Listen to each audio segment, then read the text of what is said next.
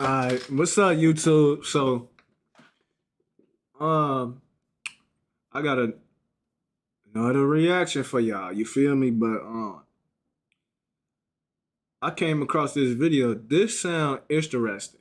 You feel me? Trapped 60 hours on the ocean floor. Man, I ain't gonna lie. I'd be scared as fuck if I was under the water, G. No bullshit. I don't know what the fuck I'd do. But this nigga survived this shit, so we finna see what's to this shit, folks. On phone now, so let's see. Right, let's get that head on his head so we can reduce the CO2. On May 26th, 2013, Harrison O'Keene found himself in a pitch-black, eerily silent abyss, submerged 30 meters beneath the ocean's surface.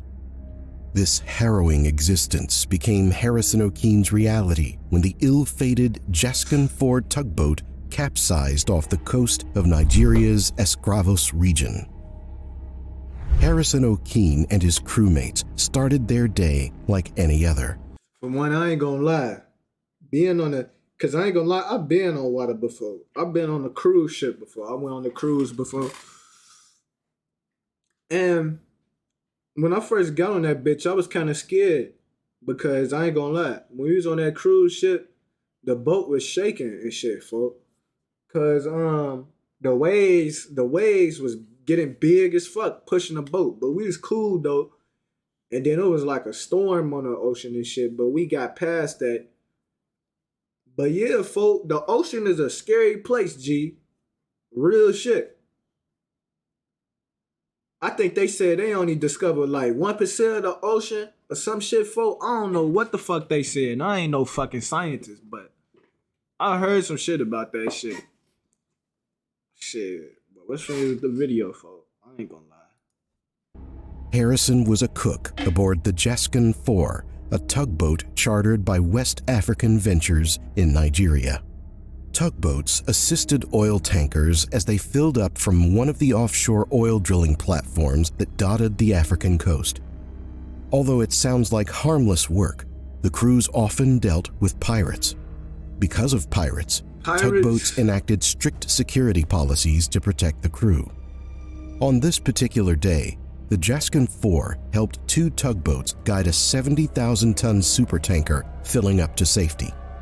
Harrison and the crew had sailed for years and knew the sea, and their experience had prepared them for most things. However, Harrison was about to realize that even though something appears mundane, it can still be life-threatening. So, with pirates far from his mind, Harrison rested up for the next day. While they slept, the Jaskin 4 and the other 2 tugboats performed tension towing functions. That is, until disaster struck. Man. Other than the choppy waters. And folks was asleep. I know if folks woke up, he like, what the fuck? That's how I would have been. I ain't gonna lie. Not gonna lie to you. I'd be scared to see. I'd probably piss my pants, shit on myself. Heart beating out my chest. I already know, folks. I'm gonna keep it a buck. Everything seemed normal. Little did Harrison realize that this was the eerie calm before the storm. In the early morning hours, Harrison woke up to use the restroom, but then all hell broke loose. The tugboat suddenly shook as an all-powerful wave slammed into the vessel. Because of security protocols, the crew was stuck inside their rooms as the seemingly alive but monstrous sea fed its icy tendrils throughout the ship's inner workings. The boat tipped over so fast that Harrison was already underwater when he saw what was happening. As the roar of the hungry ocean filled his ears, his first thought was to try and escape. Harrison realized he was trapped in the bathroom by the intense pressure of the water rushing against the door. Man, I'm tired of these fucking ass, G, fucking up the mood, folks. Oh no. While it's unclear what went through Harrison's mind, he had to watch helplessly as 3 of his fellow crewmates were sucked through the emergency hatch into the cold, crushing embrace. He's literally seeing this shit. Seeing all his crew members getting washed by the waves and shit. That shit crazy. I ain't gonna lie. That shit crazy. Of an unforgiving ocean. As the nightmare set in, Harrison sought to control his thoughts. Yet, before he could determine his odds of survival, another jarring blow forced him into the hallway where his crewman had perished only moments before. With the tugboat upside down and submerged, Harrison was forced into an adjoining bathroom in an officer's cabin where an air pocket had formed. Harrison willed himself to remain calm with little more than his wits and no idea of his chances of survival or how long he'd be stuck. Trapped within a 6-sided box of insulated steel 30 meters below the ocean's surface with no guarantee of survival, anything could happen. Claustrophobia was the least of his worries. Even sound behaves differently in such a confined steel enclosure. His survival up to this point was a miracle. With the absence of sound, your body becomes the source, and hearing your blood pumping through your veins and organs is intense. Harrison was alone and had no idea if rescue teams could find him. And then it's dark as hell in the ocean, so this nigga can't see shit. This nigga can't see shit, G. So he just in the dark, under the water and shit. Folks probably had to be thinking about life, man. He probably was like, man, I should have never got on this boat, this and that. Cause that's how I would have been, folks. I'd have been like, man, I miss my OG. I love you, ma. I would have been just saying that in my head. I would have been like, man, I would have been telling God, forgive me for all my sins, because I might not even last long. I would have gave up. Shit, I ain't gonna lie, I would have gave up, G. And they said folks was trapped for 60 hours. I would have gave up. Folks probably didn't even know he was trapped for 60 hours. He was just in that bitch, just waiting around, folk. Man, folk, that's crazy. I would have been in that bitch crying. I would have been like, oh, fuck, I'm finna die, G.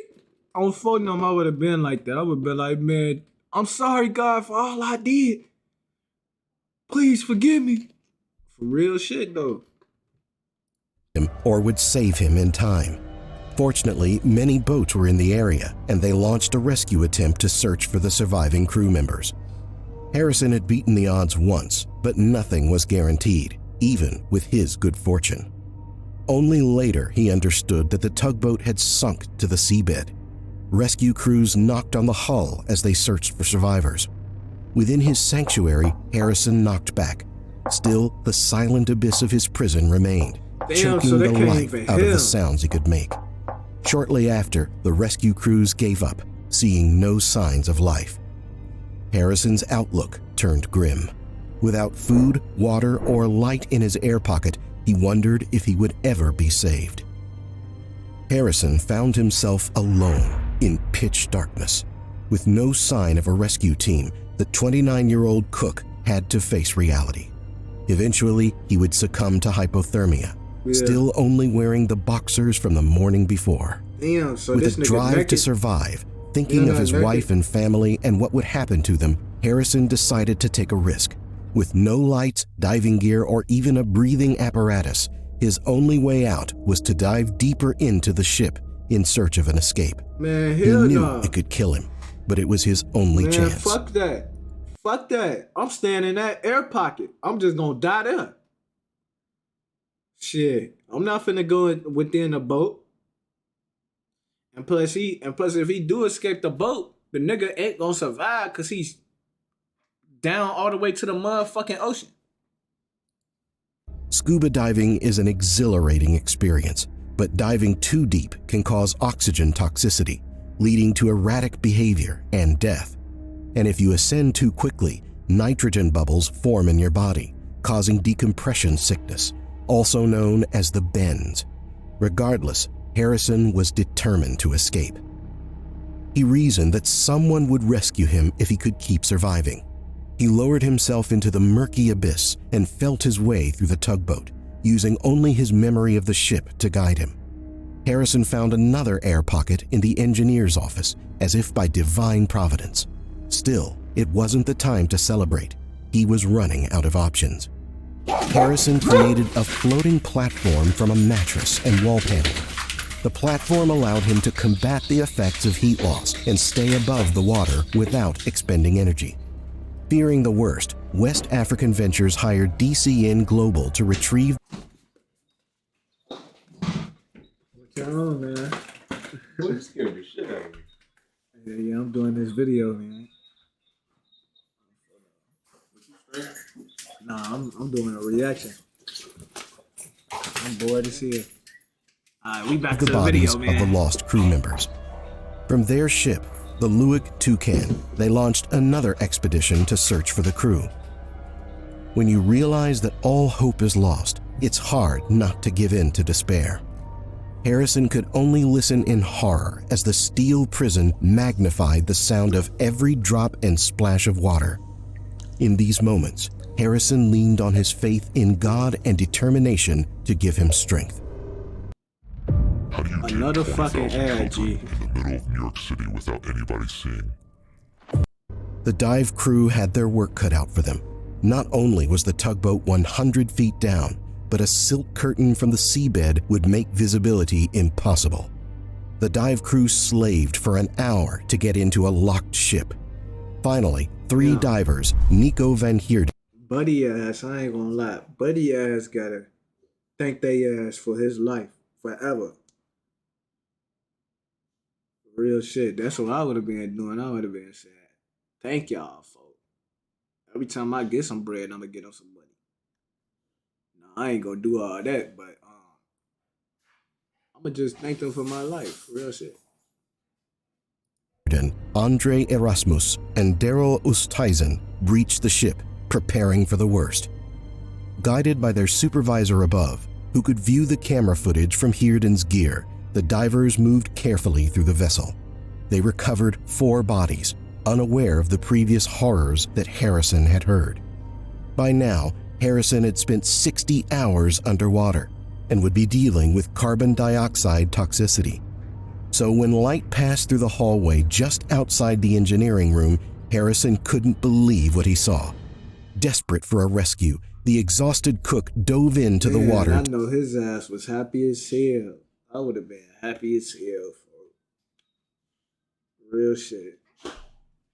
I damn near would have been busting out crying. No bullshit. To catch Nico before he was left behind again. Harrison's arm grabbed hold of Nico, startling the diver and alerting him that his mission wasn't complete. Assumptions can be dangerous, but no one knows that better than Harrison, which Nico believed to be another body they had yet to recover. What follows is a view of the footage showing the moment Nico sees Harrison's hand. While the sight may be unsettling, Nico believed he had found a missing crew member's body and grabbed Harrison's hand to carefully bring him up. Yet, as soon as he did, he felt Harrison squeeze his hand. Nico thought he was dreaming as he looked at the impossibility of a living person staring back at him. As Nico's supervisor shouts that Harrison is alive in his microphone, he's instructed to pat the cook on the shoulder to keep him calm and give him a thumbs up. The other divers met and spoke with Harrison as well. However, they still had to get Harrison out safely. Hell yeah. The diving team deliberated. Cause it's gonna be.